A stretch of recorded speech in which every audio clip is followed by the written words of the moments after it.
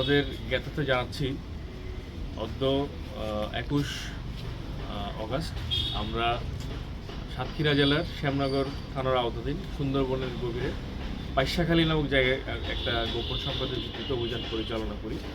অত্র অভিযানে আমরা বিপুল পরিমাণ মাদক, প্রায় 600 বোতল ফেন্সিডিল 36 কোরেক্স, ফেয়ার ডিল এবং বিপুল পরিমাণ ভারতীয় ঔষধ আমরা জব্দ করতে সক্ষম হই।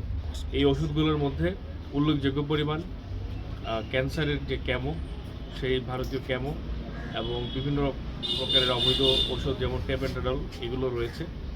তো আমরা আশা করি এই আমাদের যে অভিযান সেটা অব্যাহত থাকবে এবং বাংলাদেশকে একটি মাদকমুক্ত দেশ এবং মাদকমুক্ত সমাজ হিসেবে গঠনের জন্য আপনারা আমাদের সার্বিক সহযোগিতা করুন।